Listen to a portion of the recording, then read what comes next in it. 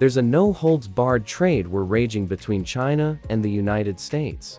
And in that war, countries are simply watching, waiting, praying they don't get too badly affected. But there's one country in Europe that has spent 70 years doing the exact opposite. Building walls, developing industries, and betting heavily on independence. That country is France. And the question I want you to ask yourself at the end of this video isn't whether France will win. The question is whether what France is doing is even possible, or if it's already too late. It all began in 1956, on a waterway in the middle of the Egyptian desert. Egypt had just nationalized the Suez Canal. France and the United Kingdom sent troops. The military operation worked. But then Washington called, and the threat was as simple as it was brutal. If they didn't withdraw, the United States would pull its financial backing from the franc. Within hours, Paris gave in. For Charles de Gaulle, that moment wasn't a military defeat. It was a revelation. If you don't control your currency, your energy, and your technology, you control nothing. You can have the most powerful army in Europe and still be at the mercy of a phone call from Washington. And de Gaulle made a decision that would change the history of France. The state was going to build the independence that the market could never build on its own. The first major experiment was nuclear power. In 1974, after the first oil shock, the French government approved the Mesmer plan to build 56 nuclear reactors, an investment equivalent to more than 96 billion euros today. No bank in the world would have financed something like that. Decades of uncertain returns, enormous political cost, technology untested at scale, but the state said, "We'll put up the money. We'll absorb the initial losses. We'll build the industry." The result was historic. In 1973, 42% of France's electricity came from oil. 12 years later, 75% came from nuclear power. France implemented the fastest energy transition in the West during the 20th century. And it did so while the rest of Europe continued buying oil at whatever price Saudi Arabia decided to charge. That same logic was applied in aviation, with Airbus, in space with Ariane, and in computing with the Calcul plan. The state provided the money the market was unwilling to risk. It built the industry, and then, once the industry was viable, it opened the door to private capital. It worked. For decades, it worked. But all logic taken too far becomes its own trap. The economist Jean-Noz Cornille has a name for what happened to France: soft budget constraints. In simpler terms, when a company knows the state will bail it out if it loses money, why innovate? Why be efficient? After all, the public budget will foot the bill. Think of it as a race where the last place finisher loses nothing. Nobody's going to give it their all. In the late 70s, fewer than a dozen companies, mostly in sectors that were already dying, received more than 75% of all French industrial public aid.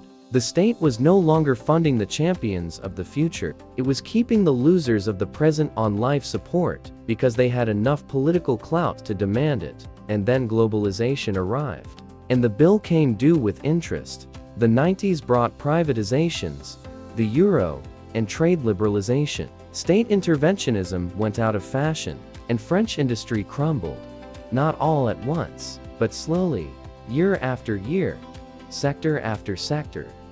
There are two types of deindustrialization. One is good. Your industry produces the same output with fewer workers because it has become more efficient. The other is pathological. Your industry loses ground because it can no longer compete. In France, it was the latter. Manufacturing fell from 24% of GDP in 1970 to 9.8% in 2019, 14 percentage points in 5 decades. Meanwhile, Germany maintained its industrial share at 20% during the same period. Same single market, same euro, completely different results. Why? Because Germany exported high-precision machinery, advanced chemicals, and luxury cars. Exactly what China needed to import to build its own industry. China's opening up was a gift to Germany. France, on the other hand, exported textiles and standard components. Exactly what China could manufacture more cheaply from day one. The case that sums it all up has a name: Alstom.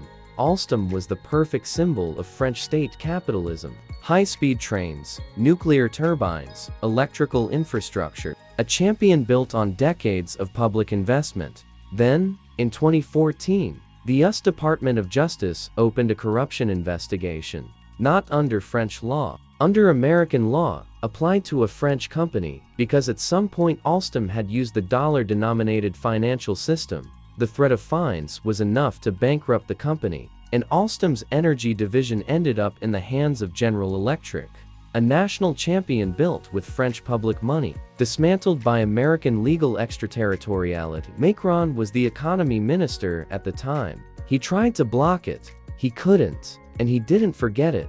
But the episode that truly changed the game wasn't Alstom. It was a bank fine.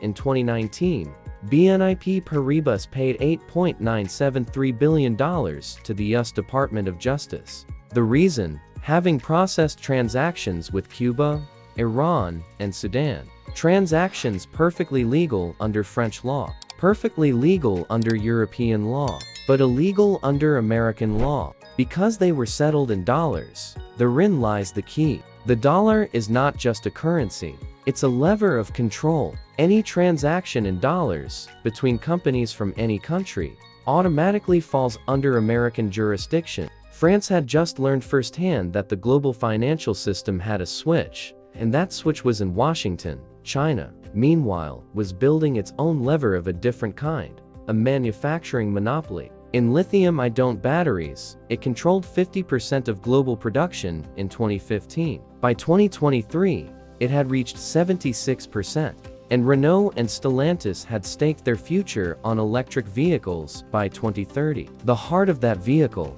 the battery cell, was manufactured in China.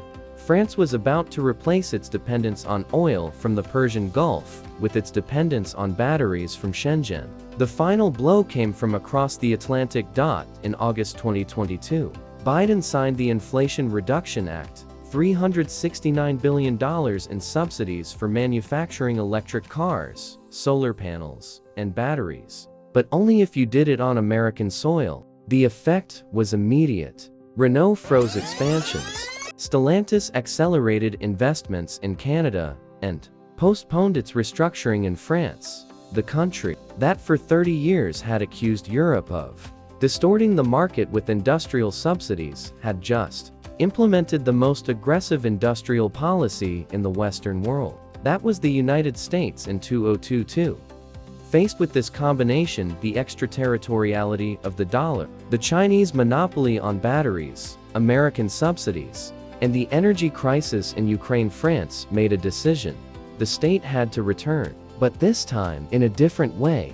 The new doctrine wasn't designed in an office. It was built under pressure, piece by piece. The central instrument is BPI France, the public investment bank transformed into something akin to a state-owned venture capital fund. Its mechanism is precise. It goes where private capital won't go, because the uncertainty is too high. It provides the initial investment, absorbs the initial losses, reduces the risk, and then private capital starts flowing in on its own.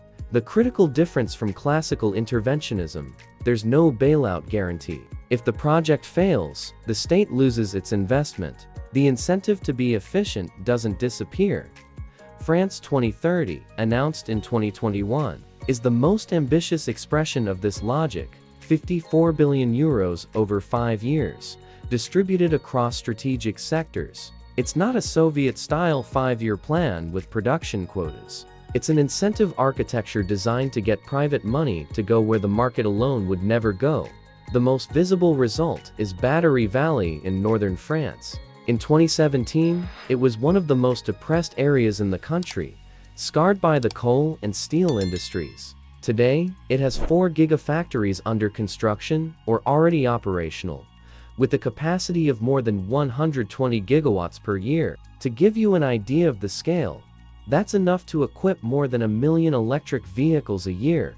And then there's the most elegant move: regulation as invisible protectionism.